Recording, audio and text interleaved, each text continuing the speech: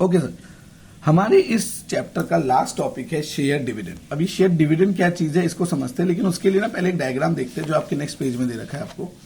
देखिए, कंपनी का main motive क्या होता है? To earn profit. तो कंपनी प्रॉफिट कमाती है, उस प्रॉफिट का कुछ हिस्सा जो है ना वो कंपनी अपने पास रख देती है कि भाई as a retained earning, future में मुझे चाहिए होगा, उसके लिए वो रिटेन करती है। इसको हमने नाम दिया रिजर्व्स बोल के भी हम इसको काम चलाते हैं।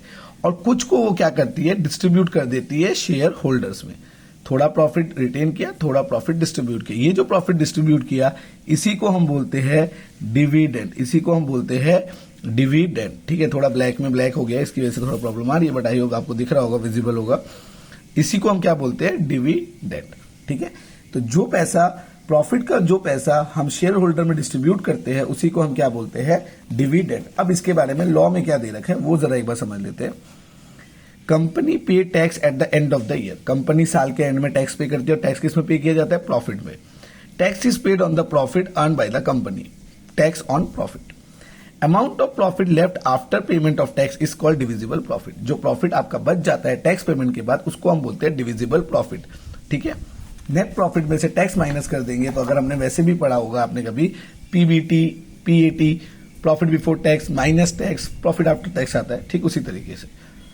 A certain amount of divisible profits is retained as a reserve by the company and remaining profit is distributed among shareholders. Okay.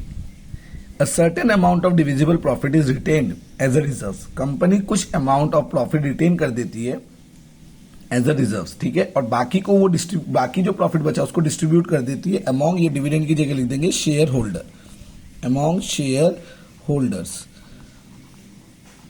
ठीक है, ये जो बाकी बचा हुआ प्रॉफिट है वो शेयर होल्डर्स में डिस्ट्रीब्यूट कर देती है। जो प्रॉफिट, जो पैसा शेयर होल्डर को डिस्ट्रीब्यूट किया जाता है उसी को हम क्या बोलते हैं? डिविडेंड।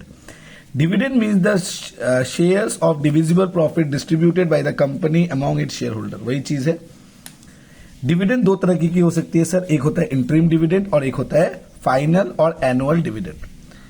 तो देखते हैं सर क्या होता है। Interim dividend is paid semi annually during the year. साल के बीच में ही दे दिया जाता है, साल के बीच में एक प्रोजेक्शन हो जाता है कि हम इतना प्रॉफिट कमाने वाले हैं, तो उसी के बेसिस पे हम जो डिविडेंड दे देते हैं उसी को हम बोलते हैं इंटरिम डिविडेंड। और फाइनल डिविडेंड कब होता है? जो कि साल के एंड में बोर्ड मीटिंग, जनरल मीटिंग बुला के सबके सामने डिक्लेयर किया जाता है, वो होता है फाइनल या तो एनुअल डिविडेंड।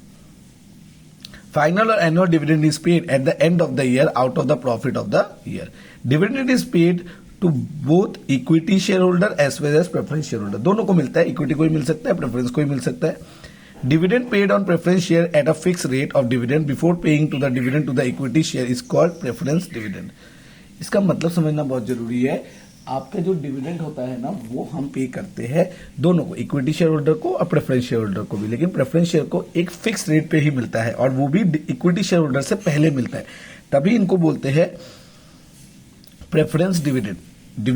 प्रेफरेंस होल्डर को, प्रेफरेंस शेयर होल्डर को कैसा डिविडेंड मिलता है? प्रेफरेंस डिविडेंड मिलता है, उनको फिक्स रेट पे और इक्विटी शेयर होल्डर से पहले मिलता है। Therefore preference dividend is a part first is paid first and then BOD recommend how much the remaining divisible profit is distributed to the equity shareholder. इसका मतलब कैसा समझना?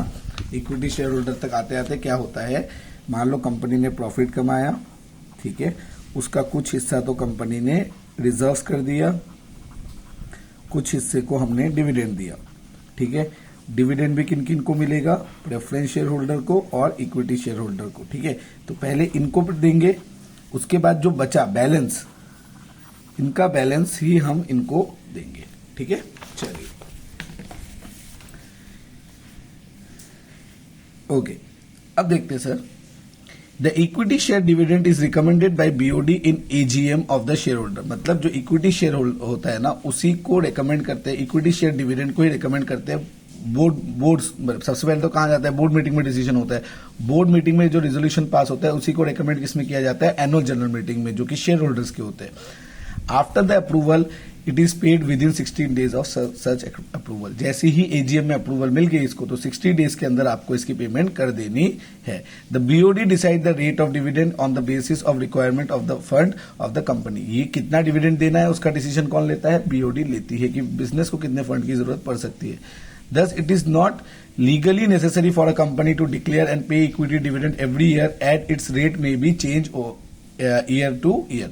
तो ऐसा कंपलसरी नहीं है, ये लीगली कंपलसरी नहीं है कि आपको डिविडेंड देना ही है, और देना भी है तो कितना देना है ये भी कंपलसरी नहीं है। आप ज्यादा भी दे सकते हैं, कम भी दे सकते हैं, रेट जो होती है उसकी वेरी करती रहती है।